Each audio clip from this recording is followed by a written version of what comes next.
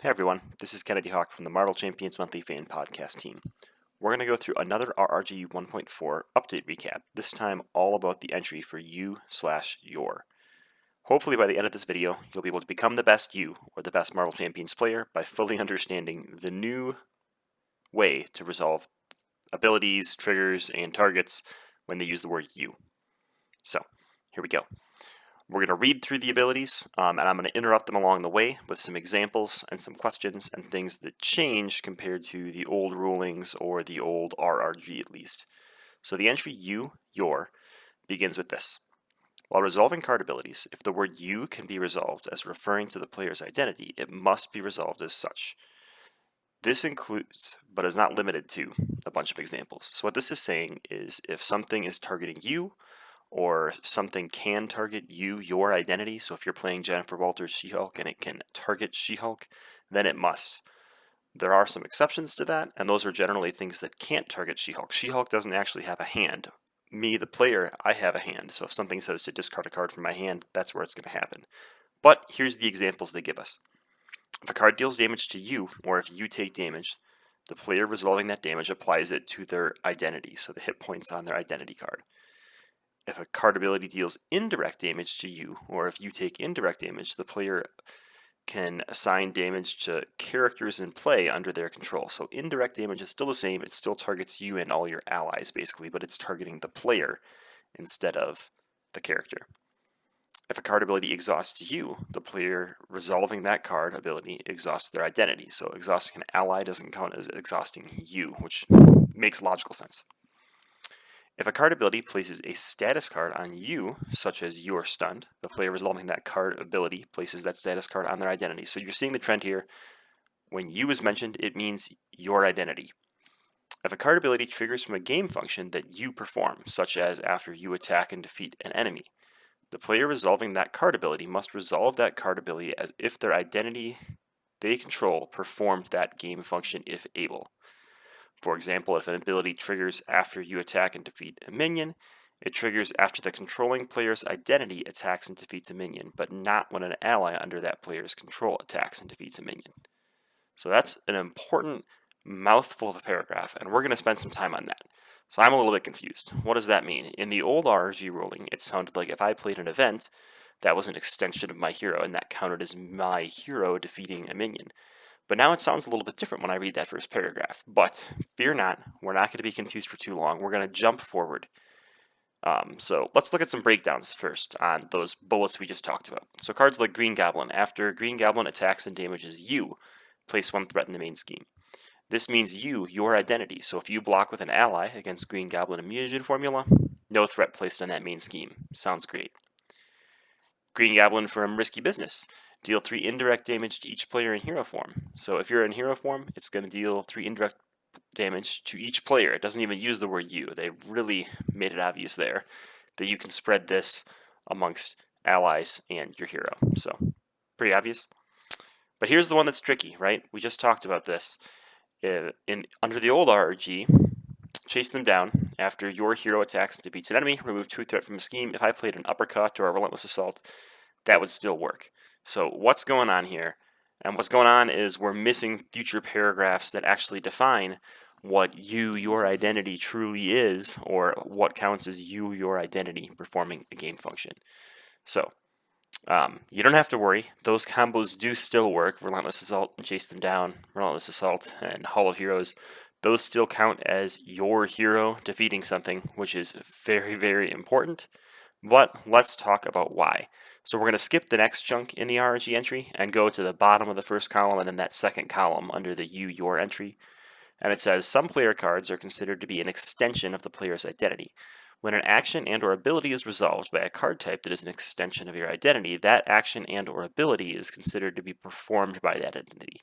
And it gives some examples. Cards that are considered to be an extension of the player's identity are events. So attacks, thwarts, defenses, action abilities, and triggered abilities that result from a player playing an event are also considered to be performed by that player's identity. So when you're playing First Aid, your identity is healing something if that was ever a trigger. When you play Relentless Assault, your She-Hulk is relentlessly assaulting a minion.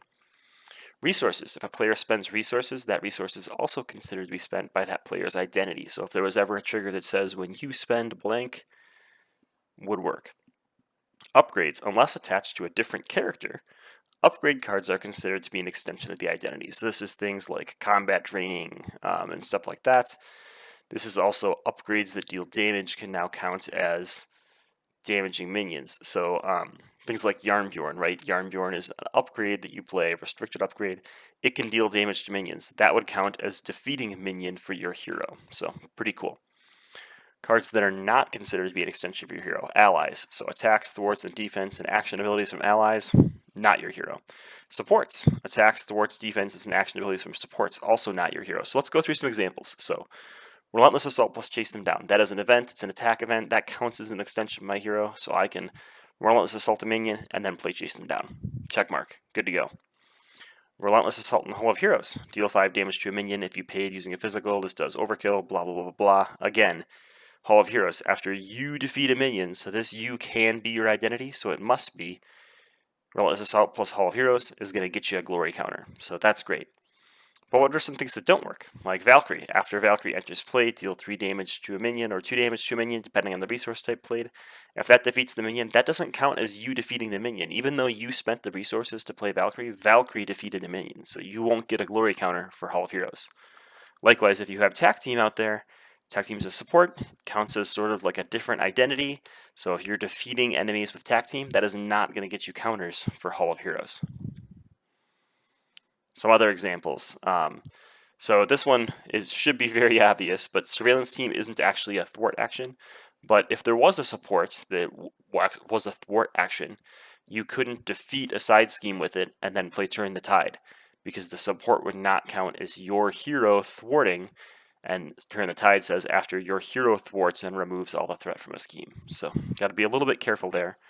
Another example of that might be Wasp and Falcon, and this one's a little bit tricky because it doesn't use the word you, but my understanding of the word you is your identity. So when something says after Wasp, or an event you play, defeats a minion or side scheme, deal 1 damage to the villain, I'm assuming that means after you, Wasp, defeat a minion or side scheme. So if you play Falcon and remove a bunch of threat, that is not going to count as Wasp defeating that side scheme. That's going to count as Falcon doing it. So you won't be able to trigger Small But Mighty when you play Falcon. It's not after the Wasp player does this. It's after Wasp herself and things that are an extension of Wasp. Likewise, same thing for Beat Cop. So Beat Cop can remove threats. Here again, that's not going to be able to trigger Wasp's ability, even if it defeats a side scheme, because the Beat Cop is the one defeating that side scheme, not Wasp or an extension of Wasp. So just some other examples. So under upgrades, right, they talked about unless this is attached to a different character. So if you have Power Gloves and it's attached to an ally like Falcon, and those Power Gloves finish off an Ultron drone, that doesn't count as you defeating that Ultron drone. So that's not going to allow you to play any of those when defeated abilities. So you got to be a little bit careful with these upgrades. Most of the upgrades attach to your identity, but a few of them attach to allies, and those are not going to count for you completing an action. So the biggest puzzling card left out there, and there's nothing that really combos with this yet, so maybe it's not a big deal, but Superhuman Law Division is an alter ego action. Thwart, exhaust Superhuman Law Division and spend a mental resource to remove 2 threat from a scheme. It really feels thematically like the Superhuman Law Division is She-Hulk removing threat from a scheme, so I feel like this would be She-Hulk thwarting and defeating a scheme. Luckily, all the ones are when your hero thwarts and defeats a scheme. There's no responses that happen just when you defeat a scheme or when a character defeats a scheme. So there's a lot of just when a scheme is defeated. So Superhuman Law Division can trigger those still. But technically, according to the RRG, Superhuman Law Division is not an extension of She-Hulk. It's like a separate entity that exists that could defeat schemes and things like that. So a little bit of weirdness there. So let's jump back to that middle section and just read through it. It's not a big deal, the middle section. It just sort of gives you a couple of examples when you cannot be your identity card. So while resolving card abilities, if the word you cannot be resolved as referring to the player's identity card, it must be resolved as if it was referring to the player. So if a game step or card ability discards a card from your hand, like we said earlier, She-Hulk doesn't have a hand. me, the player, I have a hand, so I'll have to discard a card. If a card ability searches your deck, again, She-Hulk doesn't have a deck. I have a deck. If a game step or card ability performs a game function against a non-identity card you control, such as exhausting something or discarding something or setting something aside, the player resolving that game step or card ability performs that game function against the card in their play area. And finally, if a card ability triggers from a game function that you perform and cannot be interpreted in such a way that would refer to the resolving player's identity, such as after you discard cards from your hand, the player resolving that card ability must personally resolve and perform the game functions of that ability. So it's not going to be your identity. Again, it's the player doing that thing. So just wrapping up, you is now fully defined in RRG 1.4. Most instances of you, and I would say 99% of them in the game, are referring to your identity, unless they absolutely cannot. So if it's targeting something your identity doesn't own, like a hand, a deck, it's obviously not targeting your identity at that point. But for the most part, you is never targeting your allies unless it says deal indirect damage to you, in which case the you there is the player and you could use your allies. Events, resources, and most upgrades count as your identity for triggers, so things for when you spend something, when you attack and defeat something, or when you thwart and defeat something, those will count as you. The caveat there is if the upgrade is attached to another character, so if you play an upgrade on someone else, or if you play an upgrade on an ally, those are going to count as extensions of the character they're attached to. And then finally, allies and supports do not count as extensions of your identity, so they will not count as the word you in these instances and cases. So that wraps up the changes for the word you. If you've got any further questions about what exactly is going on with the word you in a specific card instance or pairing, put them in the comments below. We'll try to get a response in there and let you know what we think. I'll let you know what we think, you, your identity, or at the player in that case. But hopefully we can get through this all together and figure out what all these instances of you are truly meant to be. I think ultimately the new entry for you/your in RRG 1.4 is really clean cut and detailed, and I think it's going to go a long way to unifying this sort of you terminology into the future of Marvel Champions. So, with that said, this wraps up our second video on RRG 1.4. I've got 2, maybe 3 more to make just on some of the bigger changes that have occurred, but defense and you, those were the big 2, so the rest of the videos will be a little bit shorter and more focused in scope, but hopefully these are helpful in getting you caught up to speed on this giant RRG drop. Thanks for tuning in, and have a great day.